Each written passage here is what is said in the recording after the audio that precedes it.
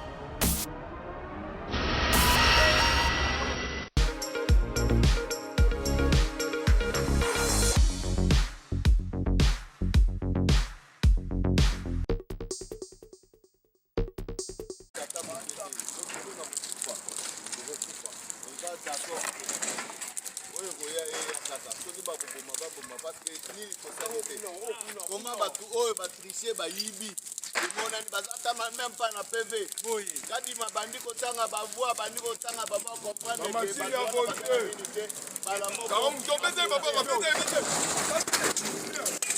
en tout cas biso tondimi oyo eza droit na biso peuple congolais mutu avote ngai bakombata mutu bavote ngai biso moko tolaela bacentre omona nde batolaela bacentre sikali nyonso ekonde bato bavote bango na bacentre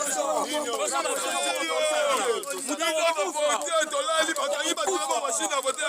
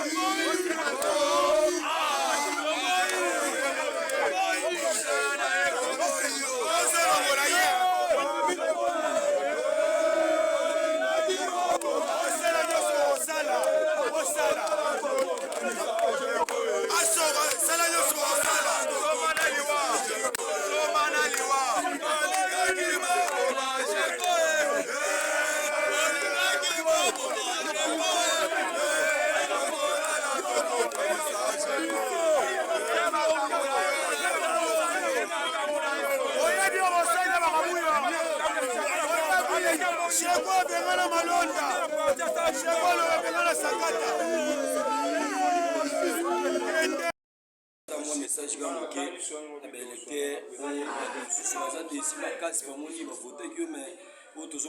électeur président. Non, tout ce que déjà, je crois que je fais 5 mots d'ordre et Yokanaki. Et puis, tout va comprendre. Les basalaki biso na putu, tolinga to bimisango na moyo, va comprendre le message na biso. Je crois va comprendre le message na biso. Va tout va lever tout mais mayango na voix et justice parce que tous en a raison. C'est comme ça. Même si les électeurs n'ont pas de calme, ou va se déplacer, baya pour le mardi. tokutana na bango awa na siège ya vision faci toplanifie mpona kokende na cour constitutionnelle mokolo ya jeudi et puis kopréparer prestation ya serment ya présent le 20. Voilà pourquoi nasengi na bango nyonso baya tokutana. C'est normal, les alliés politiques, les alliés normal, il ne faut pas tout baisser bras, il ne faut pas tout regretter, il faut tout agir.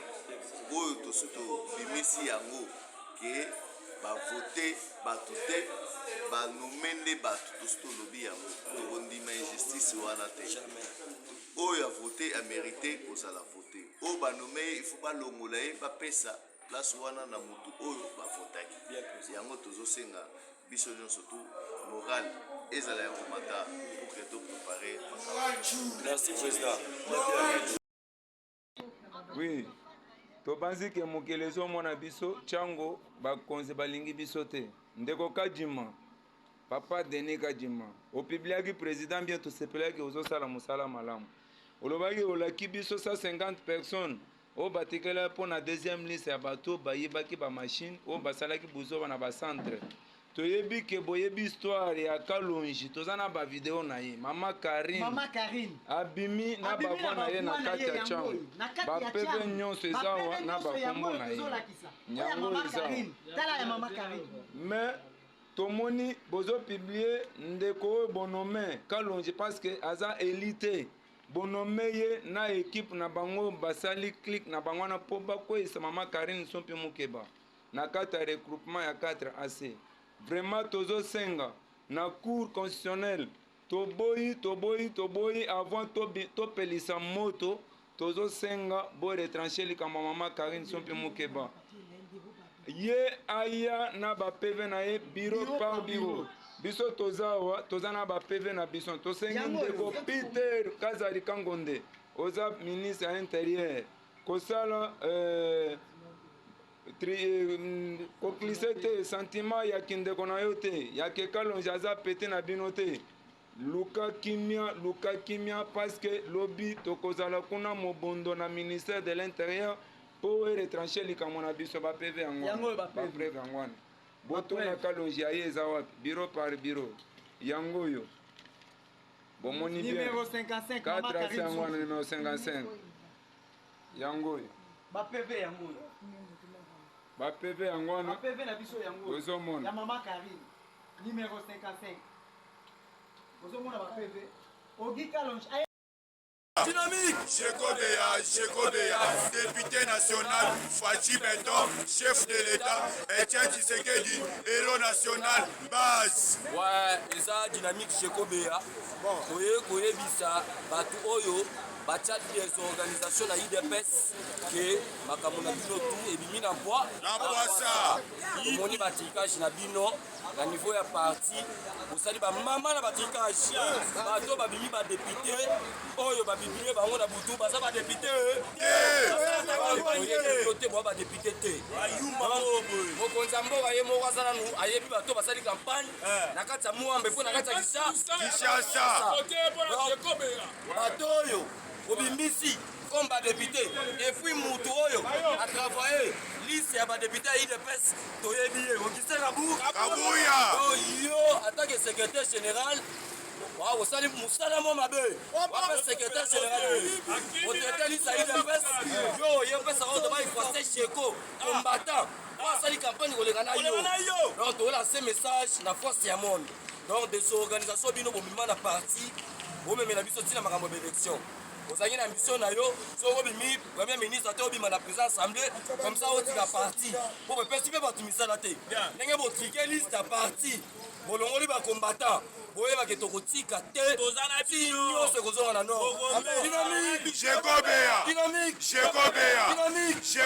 un Chekobea, député national, Fachi Beton, chef de l'État, Etienne Tshisekedi, héros national, base.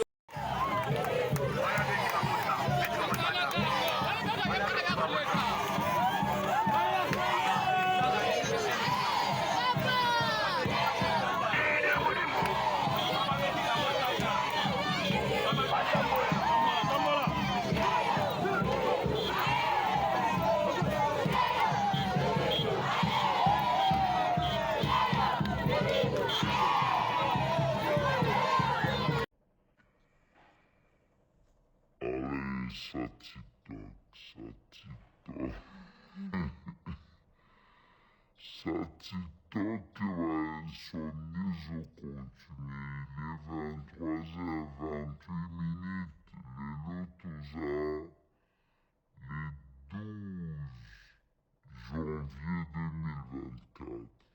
À Kinshasa, la capitale, il est 23h28.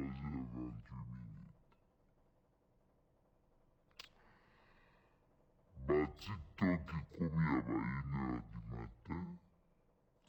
Yamoi nasalaki na liboso seni osana katisa apres nalobi komona ngai koya kokota na makambo oyo nazweli bino ka libanda tozeli bandeko na ngai tous les candidats à la députation nationale, provinciale, municipale, tozobela maladi moko, l'académie.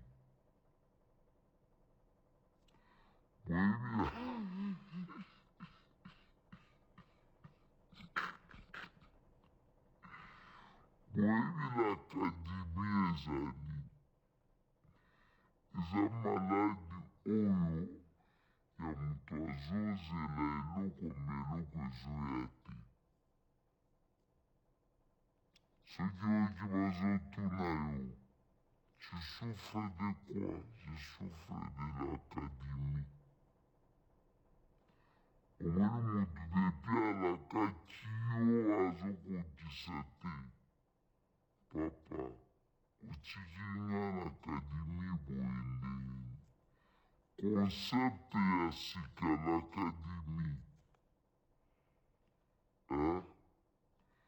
unesco tozalaki kozela bapiblie te buka nano lisolo nazobetela bino ndamu nalobi yango na masolo na depute me oyo mosusu nalobi nano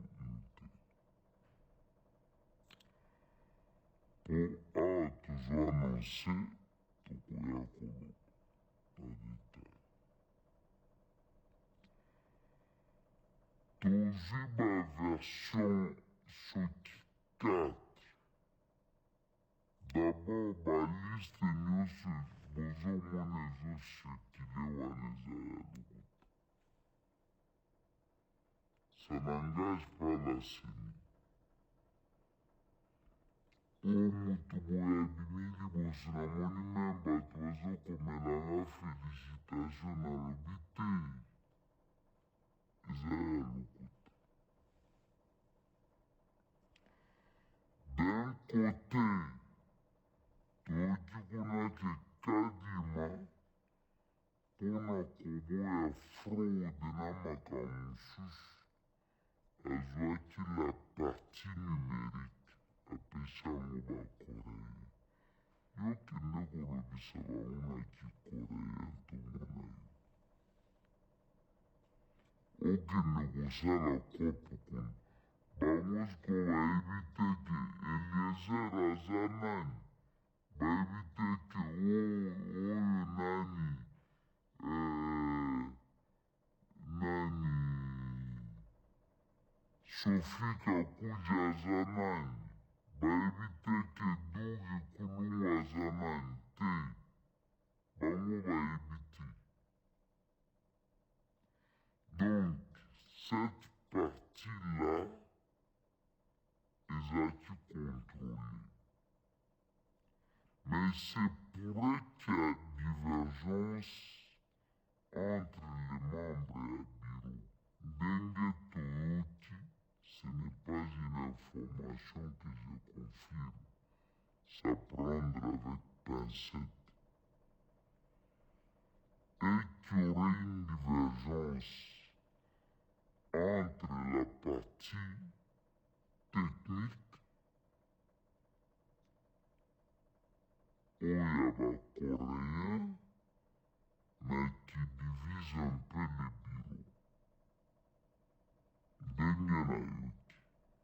parceke eza ya solo eza ya lokuta biso nyonso tokomi kaka kolobaka makambo kaka ndenge wana des fois ya solo des fois ya lokuta ekomi ndenge wana parceke toza na kati te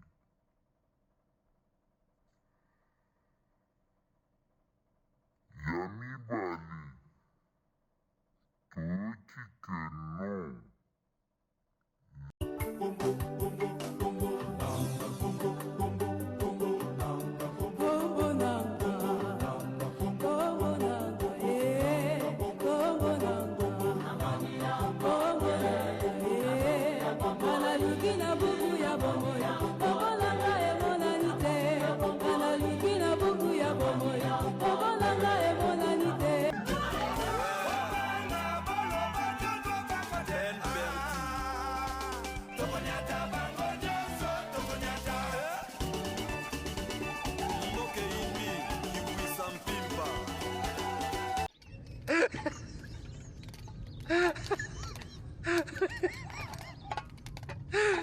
It's